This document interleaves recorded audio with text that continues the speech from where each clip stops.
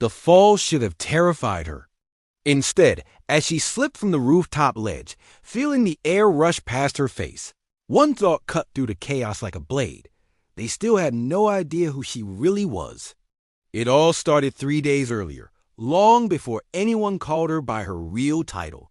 They first met her when she stepped onto the courtyard of Fort Aldridge, the training base where young cadets believed they ruled their own small kingdom. Her uniform was plain, her duffel bag worn, and the name on her chest read simply, Harper. No rank, no insignia, no hints of authority. Most cadets assumed she was a transfer with no experience. Others thought she was a charity case the command dropped off to motivate the weak. Harper walked in without reacting to the stares, without acknowledging the whispers. She looked like someone used to silence, someone trained to notice everything yet say nothing. What none of them knew was that beneath that plain uniform lived a soldier who had spent more nights behind enemy lines than these cadets had spent on the obstacle course. A soldier who once operated under a unit so classified that even her current commander didn't dare speak its real name out loud. But Harper didn't come here as a legend. She came disguised, ordered to evaluate the leadership maturity of the incoming cadet batch. The command wanted to know if arrogance had replaced honor. She was sent as the proof. The cadet's arrogance showed within hours. On her first morning, during physical assessment, Harper passed each obstacle with ease, completing the course without breaking a sweat. Instead of respect, it made her a target. Cadet Rowan, the self-proclaimed strongest of the group, noticed how effortlessly she moved. His pride couldn't handle it. His circle followed him like shadows, repeating everything he said. And he made sure she heard every word. "She looks tough until the real stuff starts," Rowan sneered. "Bet she's never even seen action." His crew laughed. Harper didn't reply. She simply completed the next task and moved on. Her silence made them furious. They mistook it for weakness. The following days were no better. Every time she excelled, Rowan twisted it. Every time she stayed quiet, he pushed harder. His ego had been built on being the best, but Harper was quietly breaking that image. On the third afternoon, everything changed. It was rooftop training day, a basic height confidence drill. The building wasn't tall, only 3 stories, but enough to make the inexperienced tremble. Cadets were to cross a narrow plank laid between 2 sections of the roof. Safety harnesses were available, but optional. Harper chose not to wear one. Rowan smirked. "Trying to impress us?" She ignored him, stepped onto the plank, and crossed with the calm of someone who had rappelled from helicopters under fire. The instructor, unaware of the tension, dismissed the group for a quick break. That's when Rowan made his move. His friends cornered Harper near the ledge. Rowan leaned in, smirking. "You think you're better than us? Walking around like some ghost warrior with secret training? You're nothing. Just a quiet little soldier who got lucky." Harper still did not speak. That silence enraged him more than any insult could have. Rowan stepped closer. "Say something." "Or are you scared?" She finally looked him in the eyes. Fear doesn't respond to noise. He didn't understand the line, but it offended him enough. His shove came fast. Too fast for even his friends to process. Harper felt her balance slip, her boots leaving the rooftop edge. For a split second, she saw Rowan's face shift from triumph to horror. Because as she fell, she pivoted her body. Mid-her with the reflexes of someone who had trained for far worse. Her hand caught the steel edge of a lower balcony, her grip tightening as her body slammed into the wall below. Pain shot through her arm, but she held on. Above her, Rowan froze. His friends backed away, terrified.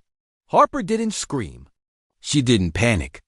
In complete silence, she pulled herself back up, scaling the wall as if gravity was merely a guideline. By the time she climbed onto the rooftop again, Rowan was pale. He stuttered something unintelligible, stepping backward as if she were a storm he accidentally summoned. She stood before them, breathing slow and controlled, her uniform dusty but intact. "You could have killed her," one of Rowan's friends whispered. Harper shook her head. "No, you miscalculated." You assumed every soldier here had your limits. Her calmness frightened them more than anger ever could. Moments later, the instructor returned, oblivious to what happened. But Harper wasn't done. "Sir," she said clearly, "I request immediate assembly of all cadets." Her tone carried authority. Real authority. The instructor blinked, confused, but her voice was not one he could ignore. Within minutes, every cadet stood in formation. Harper stepped forward. "There has been behavior on this base that violates every code of honor we claim to defend." Rowan stiffened. The instructor frowned. "Cadet Harper, you are out of." But he stopped speaking when the base commander arrived unexpectedly. Harper had already sent a coded message to him earlier, as protocol required. The commander stepped beside her. "Cadets," he announced, "you were never told who Harper really is, and after what occurred today, you all deserve to know." Whispers spread like wildfire. The commander continued, "This soldier is not a cadet.